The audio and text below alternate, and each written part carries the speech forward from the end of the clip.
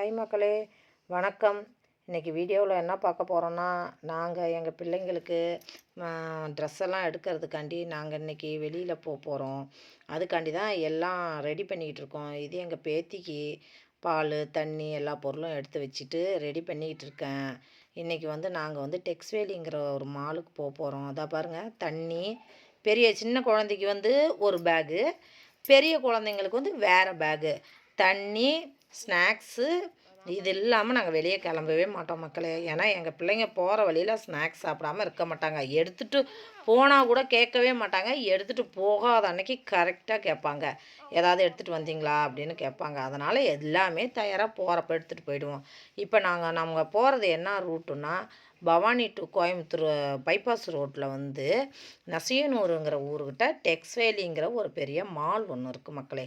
அங்கே தான் நாங்கள் அடிக்கடி எங்களுக்கு ஏதாவது தீபாவளி, பொங்கல் எந்த விசேஷனாலும் எங்கள் வீட்டில் எங்கள் பிள்ளைங்க அங்கே தான் ட்ரெஸ் எடுக்க நாங்கள் போவோம் எல்லாருமே. அங்கே 2 இடம் இருக்குது. ஒன்று இங்கே முன்னாடியே ஒரு பெரிய மாலாட் இருக்கும், அது ஒன்று. உள்ளார் குளோபல் மார்க்கெட்டுன்னு ஒரு பெரிய மால் இருக்கும். நாங்கள் அதிகமாக அந்த குளோபல் மார்க்கெட்டுக்கு தான் நாங்கள் போவோம். அங்கே இல்லாத பொருளே இருக்காது. ட்ரெஸ்லேருந்து, பேன்சிலேருந்து, செப்பல்லேருந்து எல்லாமே இருக்கும்.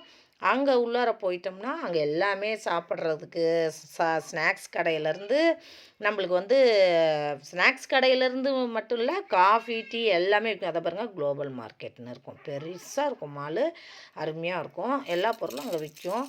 நாங்கள் இப்போ அங்கே தான் உள்ளே போகிறோம். ஆனால் சரியான வெயில் மக்களே. சித்திரை மாதம் கத்திரி வெயில்னு சொல்லுவாங்கள்ல, அது வந்துருச்சு. உள்ளே போனால் ஃபுல் ஏசி தான். சூப்பராக இருந்துச்சு. பயங்கரமாக டெக்கரேஷன் பண்ணியிருந்தாங்க. இப்போ சம்மர் ஃபெஸ்டிவல் போட்டிருக்காங்க. அங்கே சம்மர் ஃபெஸ்டிவல் போட்டிருக்காங்க. எல்லோரும் சரியான கூட்டமாக இருந்துச்சு. சம்மர் ஃபெஸ்டிவலில் அங்கே ஏதோ விசேஷம். சாயந்தரமாக அங்கே டான்ஸ் ப்ரோக்ராம்லாம் இருந்துச்சு மக்களே. எல்லா இடமும் அங்கே பாருங்கள் எப்படி சூப்பராக அவருங்க குழந்தைங்களுக்கு தகுந்த மாதிரி அவ்வளோ அழகாக டெக்கரேஷன் பண்ணி. இந்த ட்ரெயின் சூப்பராக இருக்கும். எங்கள் பேத்தியை நாங்கள் இதில் அழைச்சிட்டு போனோம் ட்ரெயினில். அந்த ட்ரெயின் போயிட்டுருக்குது பாருங்கள். இது குழந்தைங்களுக்காகவே போனால் அப்பா அம்மா பர்ச்சேஸ் பண்ணலாம். பாட்டி தாத்தா எங்களையாட்டம் இருக்கிறவங்க இந்த மாதிரியெல்லாம் கொண்டு போய் விளையாட விட்டுக்கிட்டு இருக்கலாம் ஜாலியாக. இன்னொன்று இதை பாருங்க, மேலே மாடியிலையும் கடை இருக்குது. அங்கேயும் போனோம். அங்கேயும் போய் கொஞ்சம் ட்ரெஸ் எல்லாம் போய் எடுத்தோம். எங்கள் பிள்ளைங்களுக்கு கல்யாண நாள் வருது, அதுக்காண்டி தான் போனோம். இந்த பேன்சி கடை போயிட்டோம். ட்ரெஸ்ஸும் எடுத்தாச்சு, பேன்சிக்கு போயாச்சு. கொஞ்சம் பேன்சியில் பர்ச்சேஸ் பண்ணிக்கிட்டோம். அடுத்தது செப்பல் கடைக்கு போவோம். அடுத்தது செப்பல் கடைக்கு போய் அதுவும் வாங்குவோம். பொம்பளை பிள்ளைங்க போனால் அப்புறம் ஒரு இடத்தோடையே நம்ம வர முடியும்னு சொல்லுங்கள். எல்லா கடையும் போய் தான் எல்லா பொருளும் வாங்கிட்டு வரணும். எல்லாமே காலையில் போனால் சாயந்தரமாக ஆகிடும் மக்களே. எப்பயுமே உள்ளே நுழைஞ்சோம்னா டைம் போகிறதே தெரியாது எங்களுக்கு. கரெக்டாக இருக்கும் நேரம். தான் எக்ஸலேட்டர் இருக்குது, மேலே போகலாம் வரலாம். நான் போகவே மாட்டேன். எக்ஸலேட்டர்னால் எனக்கு ரொம்ப பயம். லிஃப்ட்டு போவேன். அப்படி இல்லைன்னா நான் படிக்கட்டிலேயே மெல்லமாக ஏறி போயிட்டு கீழே இறங்கி வந்துடுவேன் மக்களே. அவ்வளோதான். இதோடு நாங்கள் இதெல்லாம் முடிச்சுட்டு நாங்கள் இனிமேல் கிளம்புற டைமு வந்துருச்சு. எல்லா பர்ச்சேஸும் முடிஞ்சு போச்சு. பிள்ளைங்களை கூப்பிட்டுட்டு நாங்கள் அப்படியே மெல்லமாக வெளியே கிளம்பிட்டோம். வீட்டுக்கும் நாங்கள் போய்கிட்டு இருக்கோம் மக்களே.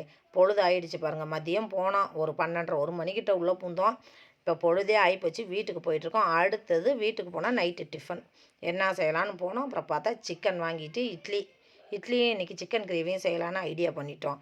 சிக்கன்லாம் ரெடி பண்ணிட்டோம். இன்றைக்கி அரைச்சி ஊற்றினா சிக்கன் குழம்பு வைக்க போகிறேன். இன்றைக்கி நான் இட்லி ஊற்றுறதுக்கு பாருங்கள், இட்லி பானை வச்சாச்சு.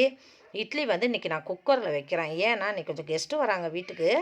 அதனால் பெரிய பாத்திரமாக இருக்கணும், நான் குக்கரில் வச்சுட்டேன். இல்லைன்னா நான் சின்ன பாத்திரத்தில் தான் வைப்போம். ஆள் அதிகமாக இருந்தால் கண்டிப்பாக குக்கரில் வைப்போம். அது கொஞ்சம் ஈஸியாக இருக்கும் எங்களுக்கு வேலை. இன்றைக்கி அரைச்சி ஊற்றின சிக்கன் குழம்பு எப்படின்றத நான் சொல்கிறேன் மக்களே உங்களுக்கு. சட்டியில் எண்ணெயை ஊற்றிக்க வேண்டியது தான். எப்பயும் போல் எண்ணெயை ஊற்றி சோம்பு, கடல் பாசின்னு வாங்க, நாங்கள் அப்படி சொல்லுவோம். நீங்கள் எப்படி சொல்லுவீங்களோ எனக்கு தெரியாது. கடல் பாசி, அடுத்தது வெங்காயம், சின்ன வெங்காயம் கொஞ்சம் பெருசாகவே இருந்துச்சு இன்றைக்கி.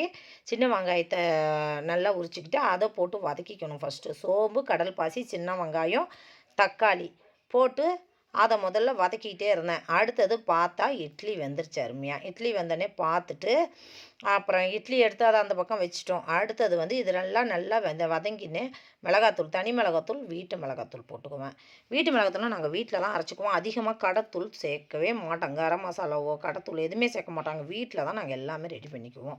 அப்புறம் தேங்காய், இது நம்ம இந்த அரைச்சி ஊற்றின குழம்புல எல்லாமே வதக்கி தான் அதுக்கப்புறம் அரைச்சி ஊற்றணும் நாங்கள். அதனால் அது எதையுமே நாங்கள் பச்சையாக செய்கிறதில்ல. அதை பாருங்க, தேங்காயும் போட்டு மிளகாத்தூள், வெங்காயம், தக்காளி, சோம்பு இல்லாத எங்கள் வீட்டில் கறி சமையலே கிடையாது மக்களே. எப்பயுமே சோம்பு பொடி வச்சுக்குவோம், இல்லை முழு சோம்பு வச்சுக்குவோம். அதனால் சோம்பு போட்டுக்குவேன். வெறும் சோம்பு தான் போடுவேன். வறுக்கிறதுக்கு தான் நான் ஜீரகம் சேர்த்துக்குவேன். இது குழம்புக்கெல்லாம் கிரேவிக்கெல்லாம் சோம்பு வெறும் சோம்பு தான். எண்ணெய் ஊற்றியாச்சு, கருவேப்பிலை போட்டாச்சு. அடுத்தது பச்சை மிளகா போடுவேன். பச்சை மிளகா போட்டு கொஞ்சம் வெடிக்கட்டுன்ட்டு அப்புறம் இதில் தான் இஞ்சி பூண்டு போட்டுக்குவேன். அரைக்கிறதுல போடவே மாட்டேன். அப்போ தான் வாசம் நல்லாயிருக்கும். அதனால் இதில் இஞ்சி பூண்டு போட்டு நல்லா வதக்கிக்குவேன். வதக்கிக்கிட்டு அடுத்தது இதுக்கப்புறம் கரம் மசாலா வீட்டிலேயே அரைச்சி வச்சுருப்பேன். பட்டை, கிராம்பு, லவங்கம் எல்லாம் போட்டு வீட்டிலேயே நான் அரைச்சி வச்சுருவேன். அப்புறம் அதை நல்லா வதக்கிட்டு அப்புறம் அதில் கறி எடுத்து போட்டு கறியை நல்லா வதக்குவோம். நல்லா கறியை போட்டுட்டு கறிக்கு மேலே மஞ்சத்தூள் தூவுவேன். மஞ்சத்தூள் தூவி உப்பு தூவிக்குவோம்.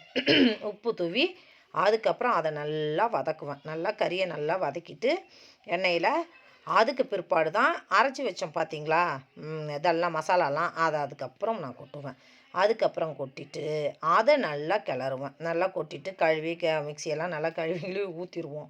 ஊற்றிட்டு அதுக்கப்புறம் அதை இன்னும் நல்லா கிளறி விட்டுட்டு அதுக்கப்புறம் அவ்வளோதான். தண்ணி அதை கழுவி அது தண்ணி அதில் ஊற்றினோம்னா அந்த வேலை முடிஞ்சிச்சு மக்களே. இது கொஞ்சம் ஈஸி தான். எனக்கு போயிட்டு வந்த டயர்டு ஈஸி தான். ஓரளவுக்கு முடிச்சுக்கிட்டேன். இதோட இன்றைக்கி இந்த வீடியோ முடியுது மக்களே. ஓகே மக்களே, நெக்ஸ்ட் வீடியோவில் பார்க்கலாம். இந்த வீடியோ பிடிச்சிருக்குன்னு நான் நினைக்கிறேன் மக்களே. சப்ஸ்கிரைப் பண்ணுங்கள், லைக் பண்ணுங்கள். பாய் மக்களே.